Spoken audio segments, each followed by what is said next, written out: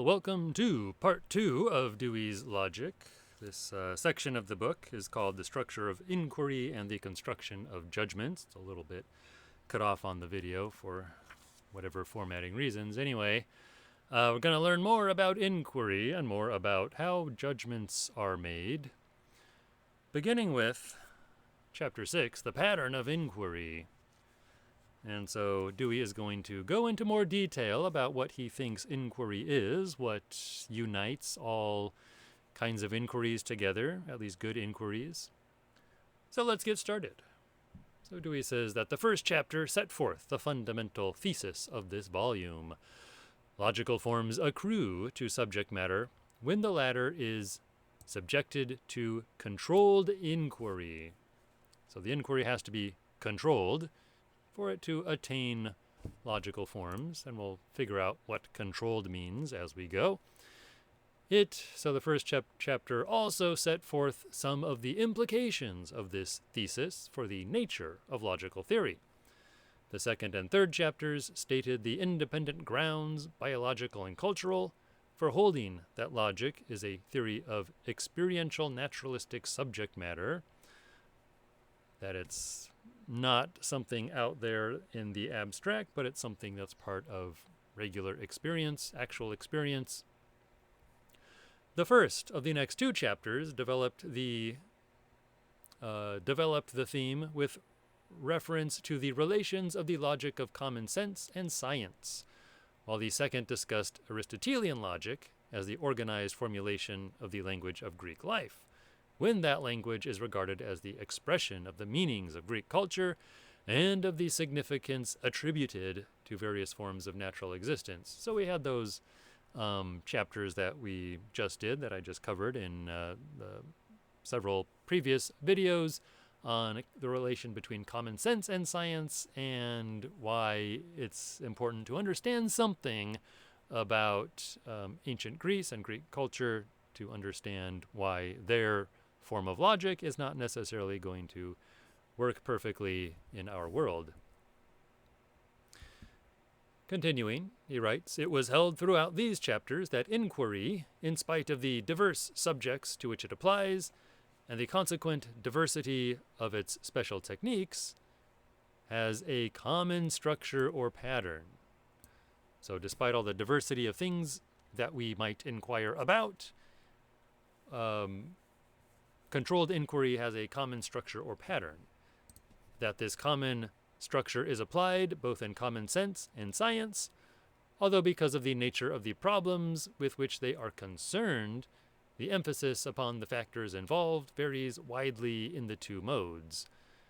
We now come to the consideration of the common pattern.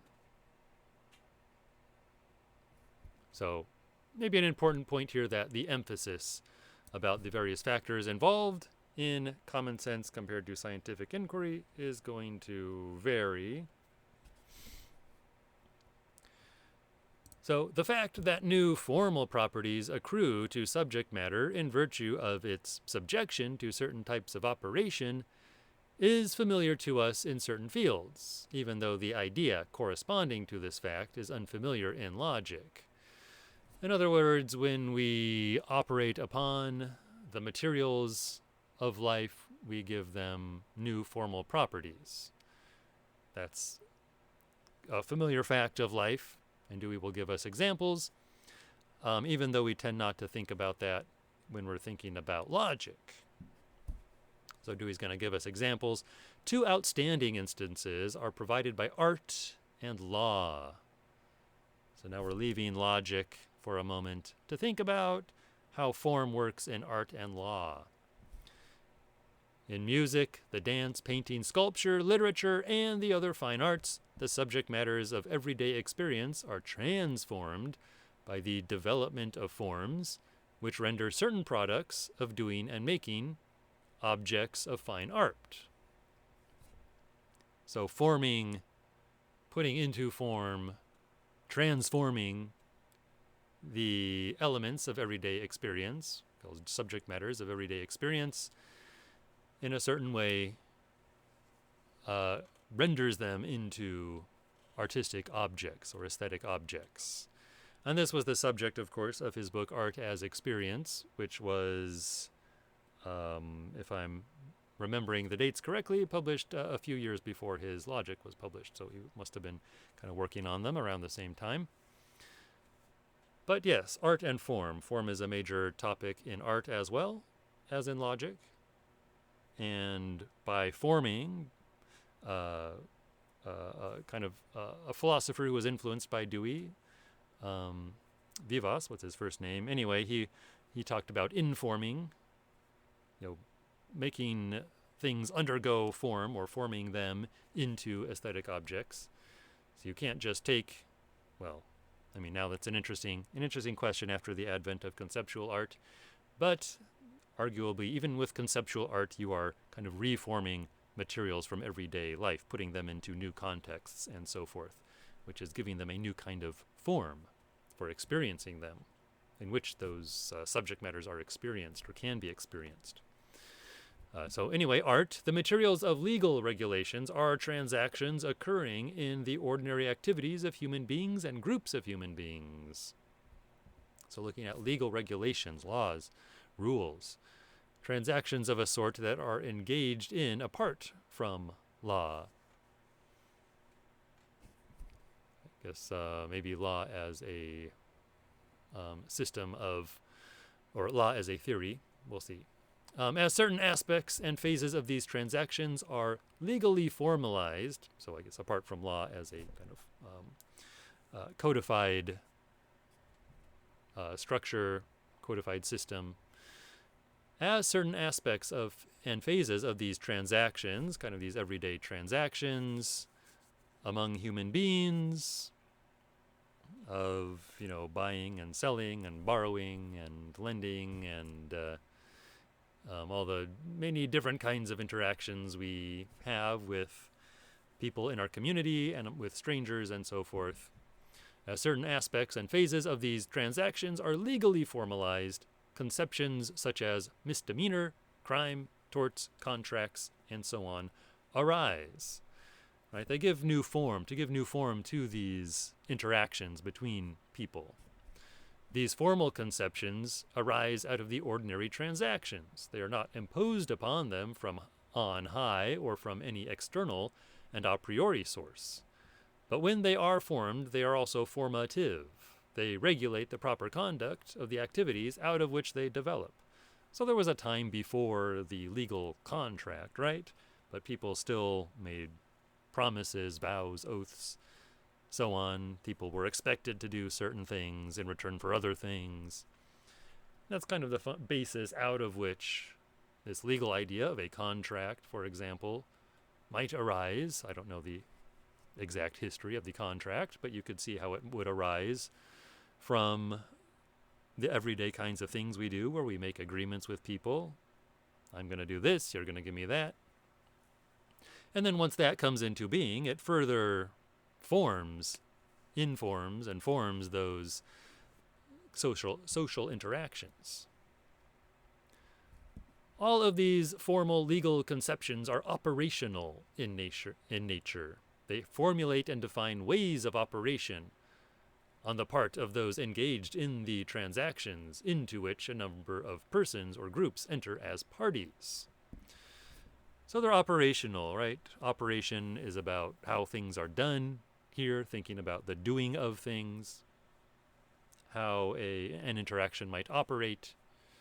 So they're operational. They define how we go about doing something and how the things we do are going to be treated by society.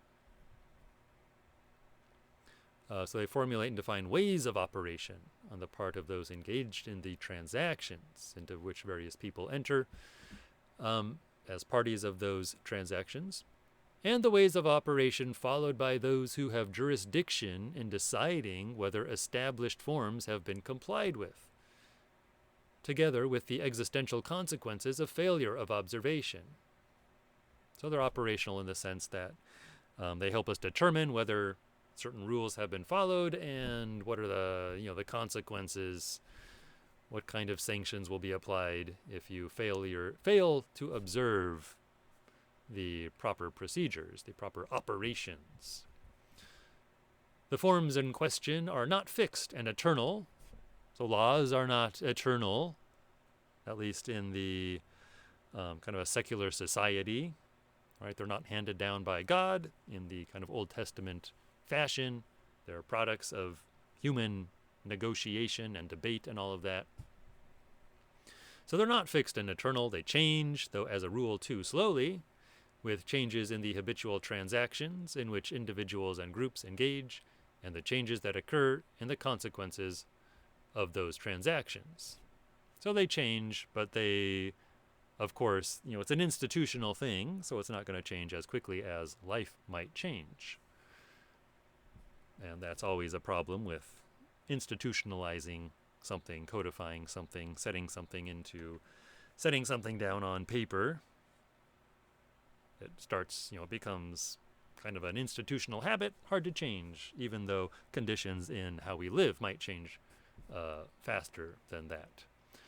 However hypothetical may be the conception that logical forms accrue to existential materials in virtue of the control exercised over inquiries in order that they may fulfill their end, the conception is descriptive of something that verifiably exists. So he's saying that it's a hypothesis that logical forms kind of form existential materials because of the control that they give us over inquiry. So that's kind of the hypothesis at work here. But he's saying that it's describing something that actually exists. You can look at actual inquiries. How do they work? How do they interact with norms, laws, regulations, logical forms, and so on? So you can actually see this at work, even though Dewey is working with hypotheses here. The development of forms and consequence of operations is an established fact in some fields. It is not invented ad hoc in relation to logical forms. So Dewey is not just inventing something to deal with logical forms, he's drawing on other fields. And of course he's given art and law as examples. In earlier chapters he talked about the practical arts, metalworking, medicine, and stuff like that. And you can see how particular standards of inquiry arise just by trying to get certain things accomplished in those areas of activity. Things that make our behaviors more successful, right? So what is it? What kinds of things should we do? Should we be doing if we want the outcomes of our behavior to be what we want them to be? And so we find these things that work over and over, and those become kind of the forms that we use to inform what we are doing later on.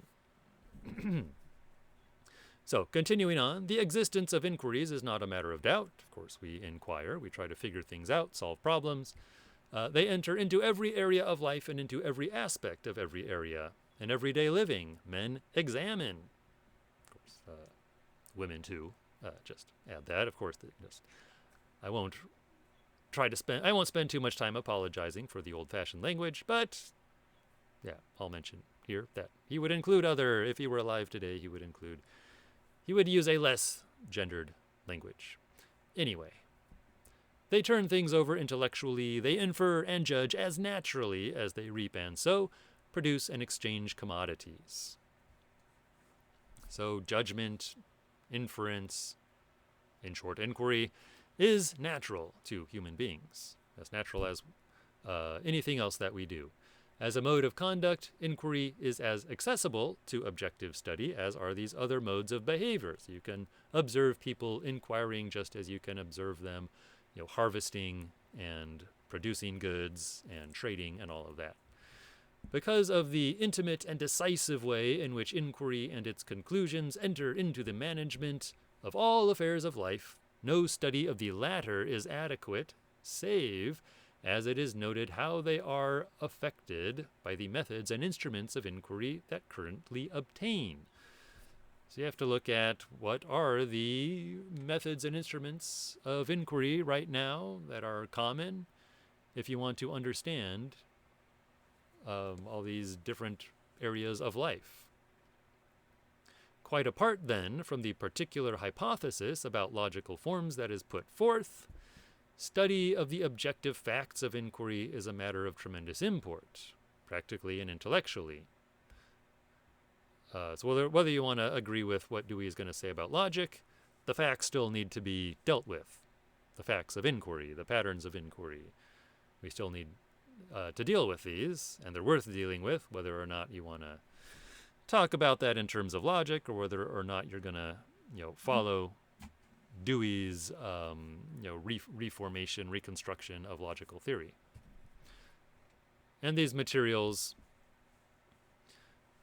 of the objective facts of inquiry, these materials provide the theory of logical forms with a subject matter that is not only objective, but is objective. That is not only objective, but is objective in a fashion that enables logic to avoid three mistakes, most characteristic of its history. So you could maybe reformulate logical theory by looking at other things. But Dewey is arguing that inquiry is particularly important to look at. So logic, remember the book is called Logic, the Theory of Inquiry. So you maybe could think of something else from which to reformulate logic. But inquiry, because it's so pervasive, it pervades every field, right? We're always trying to figure things out, solve problems in whatever we're doing, whether you're an artist or a scientist or a parent or a teacher or whatever you are. You've got problems to solve. You've got things that you have to figure out. You've got inquiries to do. So inquiry goes throughout human life, so it's a particularly good place to look if you're trying to understand logic and its relation to human life. And he's saying that it's going to help us avoid three things that are characteristic of the history of logic. And I'm going to go through these three, which are brief, and that will be the end of this part, end of this particular video. So number one, in virtue of its concern with objectively observable subject matter by reference to which reflective conclusions can be tried and tested, dependence upon subjective and mentalistic states and processes is eliminated. So inquiry is something that can be observed. You don't need to know about the mental states of the people doing the inquiry. You can see them do stuff in the face of some problem, notice that something is wrong, do something, try to fix it, change the situation. So you don't need to know what is their state of mind. This is maybe useful to point out that that Dewey was writing this during kind of the early rise of behaviorism, as well as kind of a rise in positivism as well. Positivism had been building for a long time, but kind of this insistence on looking at what is objective, not focusing on the states of mind of the people involved or the observers, but trying to look at what can be shared publicly verified, what can everyone see and agree on, and avoiding the subjective and the mentalistic. And maybe there are some problems with that, but generally I think it's good practice to if you're trying to do something like develop logical theory, it's particularly good, I think, to look at things that are more publicly available. And we'll see reasons why that is the case, but that's a little bit of the background of what's going on here and why we might want to eliminate the subjective and mentalistic states. Not that they don't exist, but that we are not going to try to make that a basis of a logical theory, for reforming a logical theory. Second thing we can try to avoid, second problem we can try to avoid, is the distinctive existence and nature of forms is acknowledged. So the distinctive existence and nature of forms. Logic is not compelled, as historic empirical logic felt compelled to do, to reduce logical forms to mere transcripts of the empirical materials that antecede the existence of the former. So logical forms are not just transcriptions of empirical objects, right? So empiricism tried to begin with only what was observable, and this is going to sound a little bit like Dewey's first point, but it's not quite the same, right? So empiricism, you're beginning with sense impressions. It's actually rather subjective and mentalistic, but it's beginning with experience, with subjective sense impressions, and trying to derive forms and abstractions from very basic kinds of sense data. And Dewey is saying that no, it's not that. Right? What it sounds like I'm going to go into the empiricist route, but we also want to avoid that horn of the dilemma, or whatever metaphor you want to use. So we're not going to reduce logical forms to mere transcripts of this empirical data that somehow antecedes logical forms, right? Because there's always this, for Dewey, there's always going to be this interplay of something like theory and experience, or logical forms and observation. Just as art forms and legal forms are capable of independent discussion and development, so are logical forms. So they do have an independence that we can talk about. They come out of experience, but they're not totally inseparable from that experience. We can abstract them, refine them, then apply them back into experience.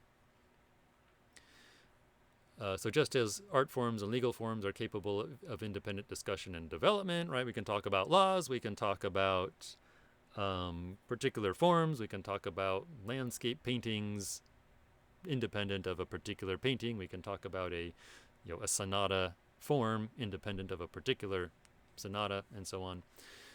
So are logical forms, even though the independence in question is intermediate, not final and complete.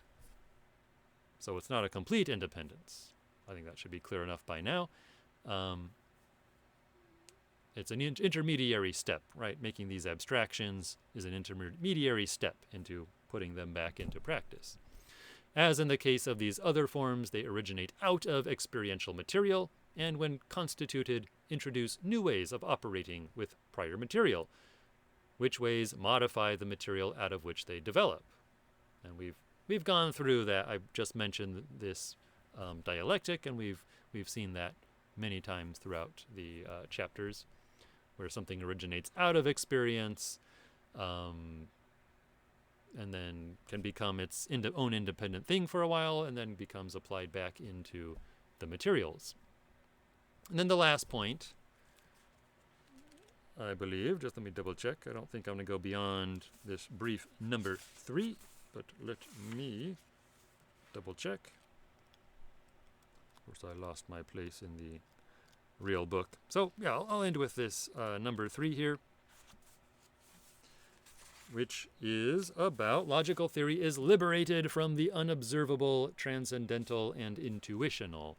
So a little bit like number 1. Number 1 was about basically independence from the mentalistic, or from having to rely on states of mind or reports of states of mind. In a similar way, it's liberated from the transcendental, from something like cosmic forms, or forms that are given transhistorically. For example, forms given that might be given by a god, anything like that, something that we cannot observe, basically, that maybe goes beyond time and history, exists outside of human experience. So he's trying to avoid, right? He's trying to keep things very empirical, very observational, very experiential, while also avoiding some of the pitfalls of empiricism. So he's As with pragmatism, generally he's going kind of in between earlier forms of empiricism and rationalism, taking these kind of eternal irrationalism, which might take kind of these eternal or try to seek eternal a priori forms, concepts, and so forth, and apply these on top of experience. Yeah, so I think that's a good place to stop, and we'll continue on with the rest of this chapter next time.